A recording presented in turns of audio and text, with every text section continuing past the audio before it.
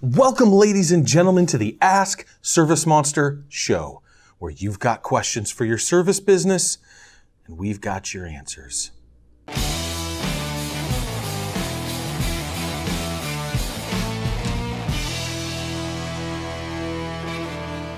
Today's topic has been on the back burner for a little bit. I try to keep a number of topics ready to go so I don't have to dive into last minute stuff, although I often do because I question how good the topic might be to you guys. We've got a little bit of a dry spell going on. I get plenty of questions, but a lot of them are on repeat. We're almost at 60 episodes and we've been pretty good about not doing any content that has been overlapped from previous content. If you go through and you watch all of the asks, it's all going to be fresh material from beginning to end. And I want to keep that going as much as possible. So I'm glad that you guys are continuing to learn in your education, and keep those questions coming to ask@servicemonster.net. A lot of times we're now replying just with the link to the episode itself. But now my topic, learning to learn. I think it's hugely important. I think there's a lot of benefit, and this could be the most important episode we've done. It's not going to be a lot of flash, but there's a lot of depth here in understanding what it's going to take to move your business forward, especially if you're not an intellectual, curious person by nature. So why is learning a necessary skill in business?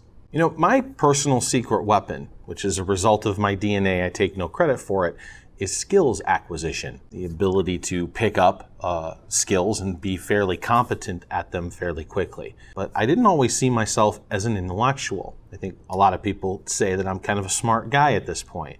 But honestly, in early grade school, I would have ridden the short bus. I was in special classes for speech, and I was dyslexic, so it took me a long time to read. God forbid the teacher asked me to read out loud. That was horrific. But over time, I realized that I didn't learn the same way that other kids did, and so I taught myself how to learn. It's something that we don't do in public schools, the learning of learning. It's something that we try to do as homeschool parents because we really want them to do it on their own without too much information and prompting from us. But society as a whole doesn't teach learning to learn, and so if you're out of the classroom environment, often that learning stops. Mine didn't. Graduating high school, I thought I was a pretty bright guy. Maybe not as sharp as some of the kids who were going off to Ivy League schools, but whatever, I'd sort it out. And then over time, I realized that I don't stop. How do you beat somebody who never stops playing the game? This is a thirst. Now, again, DNA, right? The ambition that drives me to continue to learn, I'm not taking credit for. I take credit for my actions, though, pursuing those goals and spending the relentless hours of mastery it takes to pick up those large number of skills. So why am I sharing all this with you? It's because that's the secret to my entire success, whether I was working for other people or building this business and everything else in between. My constant vigilance in learning new information and figuring out how to utilize that to my best advantage is how I win. And I want to share that with you in totality. The quest for true improvement begins with insight and taking in new information. There's no way that inside of a vacuum one can improve. You need external sources and stresses in order to even give you the EQ, IQ, and tools necessary to make that happen. A little known and very effective way to continue to make sure you're learning is develop your EQ, your emotional intelligence. Being empathetic and looking at the world through other people's eyes is an interesting perspective. It may give you a way to look at a problem that you've never seen before. Perspective that can completely change your origin of how you think about things. Knowledge is required for true insight. Great example here of the only person in our history that I know of who's been outside of that void is Einstein. You can say what you will about Newton, and I'll give him the props, right? Fine. But Einstein, I put on that one step above. Why? Why is that debatable? For me, it's because his theory of relativity came out of thin air. It wasn't backed by hundreds of years of science. In 100 or 200 years, we would have had the Principia, right? But Einstein's stuff, and we would still be struggling with that for 100 years from now. Obviously, we are not all Einstein. It requires us extra information and input, perspective, and seeing things from different points of view and building on knowledge we already have. And so if you're not increasing your pool of knowledge, there's no way you're increasing your insight. You don't know what you don't know. Seek to understand things that you don't get, like things that you go, what? I totally don't understand where they're coming from. Use that as fuel, not to belittle or berate someone's point of view. Truly seek to understand why the hell they think that way. Now, a little bit of harsh reality. I'm often reminded by the movie Gladiator. There's a scene where Commodus kills his father, Marcus Aurelius, and right before he does, he's explaining the anguish that he's felt his entire life, centering around the fact that Marcus Aurelius created a list of virtues that were required to be Caesar, and his virtues weren't on the list. Now, Gladiator took a lot of liberties with the history there, but the point is sound. Intellectual curiosity is one of the most common traits of highly successful entrepreneurs. It's across the board. It's something that you need to develop if you want to reach a plateau higher than where you're at now. And if you don't have it and you're not interested in getting it, good luck. Now, massively successful people have very common traits, right? That intellectual curiosity is definitely among them. You see it in your newsfeed all the time, these book clubs pitching, hey, entrepreneurs will read 60 books a year on average. Well, someone's reading 120 books because I got a big goose egg. I seek information in other ways, and I'll break that down for you here. But why do you think we surround ourselves with coaches and other people? You've heard the saying, if you're the smartest person in the room, you're in the wrong room. Why do you think I'm going off to Vistage to deal with businesses that are $100 million large so that I can gain insight? I'm not there to drink beer and talk about the game. I am there to improve myself and my business. All right, so now I hear you. Okay, Joe, I get it. I got to learn a bunch of stuff. But I sucked at school. I really don't know how to learn. So what do I do? So let's talk about some challenges that come in the environment of learning on your own. The first of which, and it's a huge one, I call the fog of war. When you're learning something new and you jump into it with both feet, you suddenly realize there is so much information, you don't know where to begin. You don't know what's right and what's wrong. You don't know what the best practices is, and you don't know what the variations on maybe what you want to do really look like. And so it's a massive undertaking, and the first thing you're doing is just pulling in information that seems to be not connected or related to anything else. Over time, that fog of war will clear and the ideas will start to solidify and give you a picture of the topic that you're looking at. And then over time, that picture will widen. Oftentimes when we're learning on our own, it'll widen to the point where we go, oh, I wasted like so much time going down this wrong path, where if I had a roadmap to begin with, that would have been a lot easier. Another obstacle to learning new things on your own is misinformation. And there's a handful of reasons why people want to do this. The first of which is profit motive. Always look for the reason why, right? Be upfront and honest. ServiceMonster produces the ask on a regular basis to drive value so that we can garner attention of service providers. It's the same reason why any show is created and then sells you advertising on the side.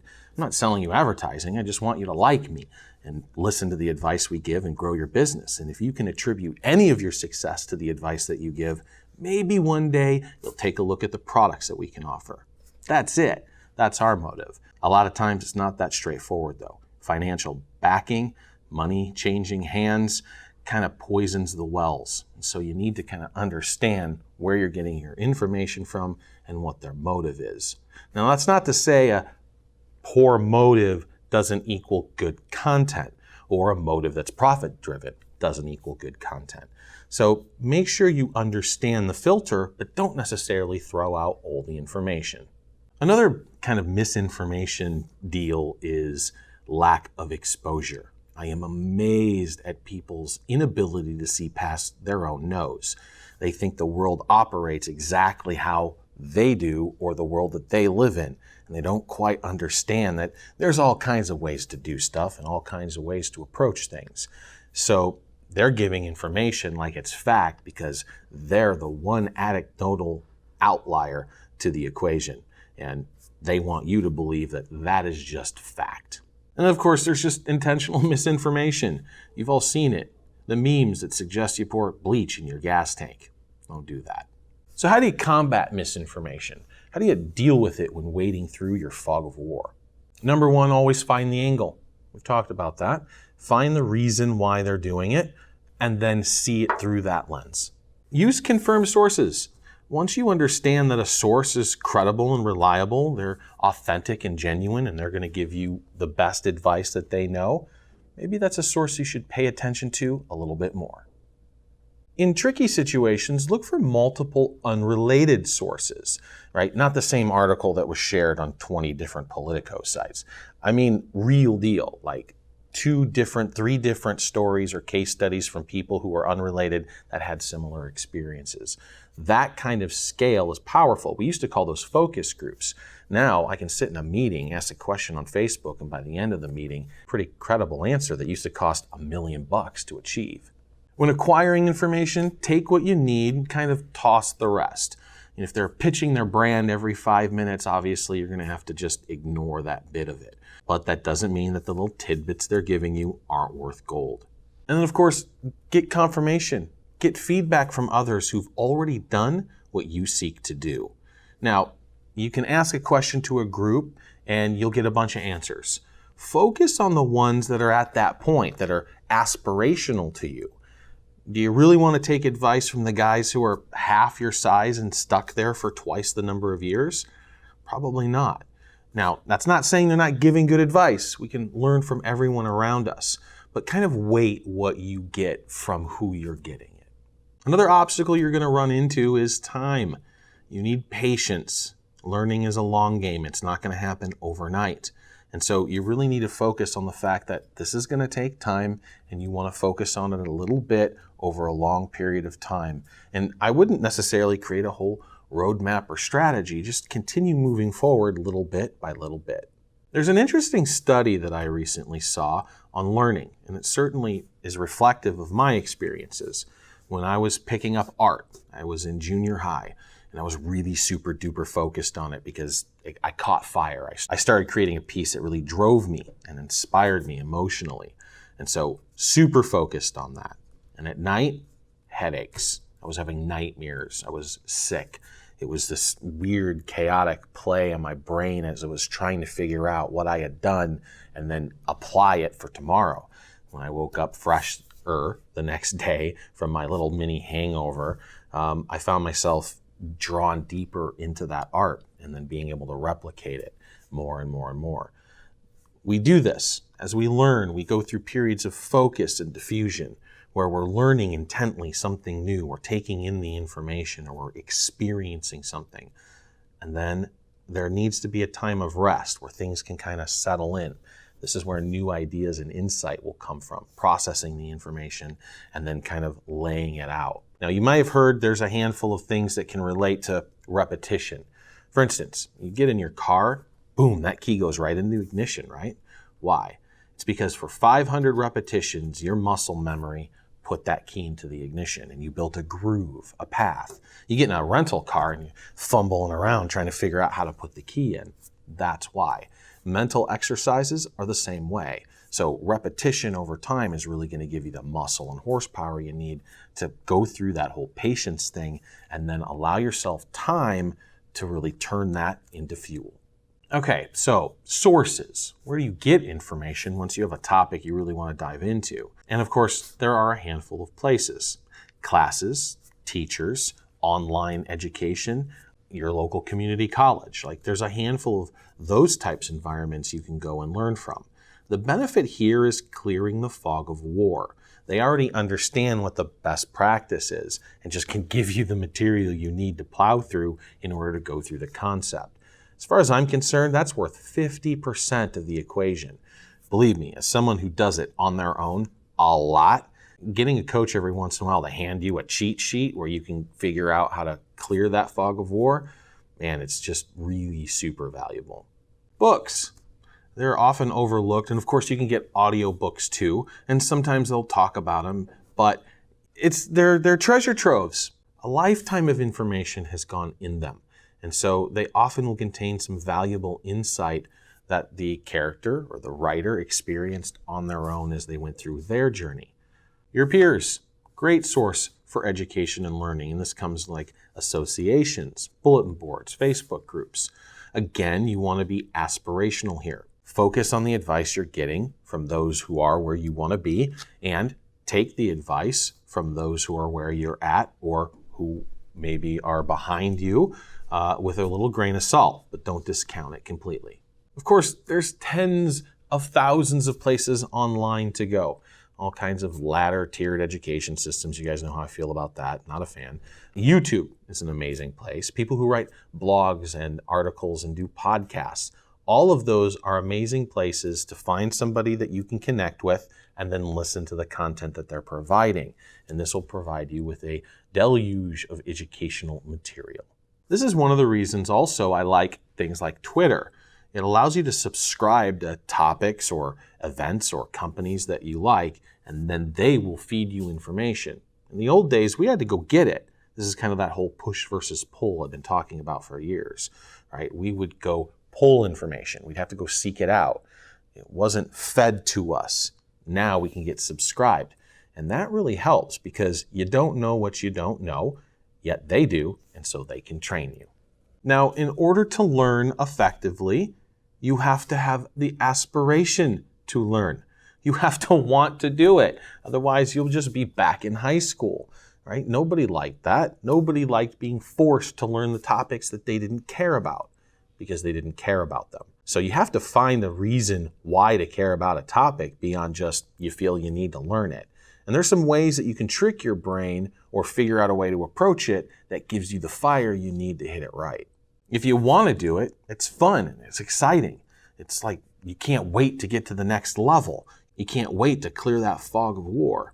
So how do you deal with that? How do you get excited about topics that you might at first not be so hungry for? So this comes with a little bit of self-awareness. Here's another story. I hate landscaping. No, I mean hate it with the fiery passion of 1,000 burning suns. Why should I spend time working on my yard so my neighbors feel happy and their property values are maintained? Not a fan. Obviously I've paid other people to do the landscaping for me because I hate it so much. Just not worth my time. I can go on and on and on. But I love harvesting grass. What the hell's the difference? Well, one, there's an ROI associated with it. In my homestead, taking grass gives me fuel to do things with. I feed chickens, give pigs some things, lay some grass down in some muddy places. I can use it. I can utilize it. I'm not just doing it for the aesthetic. The actual physical work, it's almost identical. One I love, one I hate. Why? My point of view, my mind shift. So let's take a look at that in terms of learning. So one way you can approach this is turning your basic and common objections into questions. I'll often hear, I don't need to learn that. I pay other people for that, or someone else will do that. I don't need to spend my time on that. Instead of saying, I don't need to learn this or I don't want to learn this, ask yourself the question, what could my future be like if I did learn it? A good example here is SEO and website development. You guys don't want to know about HTML, CSS, or JavaScript, but don't be scared of the whole package. Learn some basic SEO. When you know that, then yeah, you're still going to hire someone else to do it better, but then you can double check them. Then you can call them on their bullshit when they're charging you $6,000 a month to type in a few keys in the keyboard. So understanding that gives you some fuel and horsepower to make your business better, streamline things, and hell, you never know. You might find yourself one day like, I do know a bit of JavaScript, so I can put lead forms on my website that hook up to my CRM. How about this one? I'm fine. Dude, I'm killing it. Here's an interesting fact. 94% of business owners think that they're above average. There's something horribly wrong with the math here. Average isn't 94% of everybody, right? And this is the same thing that's going on with scope creep on grades. You know, the A is the most common grade now, not bell curves anymore, where C should be the average. It's not working that way because people feel bad. It's the same way with business owners. They think they got it, that like they're better than average. 94% of people cannot be better than average. So the vast majority of them are wrong, but they don't have enough self-reflection in order to really identify those weaknesses and then make them better to put them at the real top of the pack. So take the thought, I'm fine, I'm good, to how could I be better? What are my peers doing? Am I really as good as I think I am? What does the data say? How about this one? Oh, I'm just bored. This topic gives me no interest. I'm bored. Now, you know it's something that you probably should learn from your business. So the mind trick here might be something like, why in the hell do others find this fascinating? Approach it a little bit from an empathetic point of view. Find somebody who absolutely loves it and see if you can catch their fire. Here's a really common one. I suck at this. I have no idea what I'm doing. I have no idea what's going on. I give up. Flip it. You've got a ton of room to grow and you're just getting started on your journey. Like Ali wasn't an awesome boxer when he was 10. Give yourself a break, right? Learn. Don't compare your chapter 1 to somebody else's chapter 20. Now, in order to make effective use out of learning and knowing what you need to go to, you got to have some vulnerability. You've got to admit where you're weak. You've got to admit where you're weak at learning. Improve your ability to learn. Improve your ability to look at yourself objectively and make those areas where you need growth grow. Leadership is a good example. If you just focused on leadership for the rest of your life, it would not be a wasted life. You've got to get comfortable with being in the dark. And that's just a way of being every time you approach a new topic. And if you weren't good in schooling, it doesn't mean you can't learn effectively. And yeah, you can feel like I just learn things slower. There's research that says the slower thinkers have better mastery over the long term. And I'm pretty sure I'm a testament to that. One more thing before I wrap up, and this is special to parents. In this journey, I've had a handful of parents message me, talking to me about how they like the fact that I'm bringing up my dyslexia or the fact that I wasn't great in grade school. If you have children that aren't necessarily as fast as the peers, don't let the system throw them under the bus. People learn at different speeds. This is one of the things that I've learned from homeschool. And I've got kids who learn faster and slower than their peers, but I guarantee you, they'll employ them all. Okay, guys, 3 things wrapping up this monstrosity of a topic. Take some time and learn how to learn. Be inquisitive, intellectually curious. That will give you the fuel you need to really drive your business to the next level. Number 2, don't compare your progress to others. Compare your results. It's where you end up, guys, not how long it takes you to get there. And number 3, always be a student. Ask yourself why. Be curious. Believe that it will strengthen your life and your well-being, and believe that you can. Until next time, guys, subscribe to our YouTube channel, go check out the demo, and give us a call.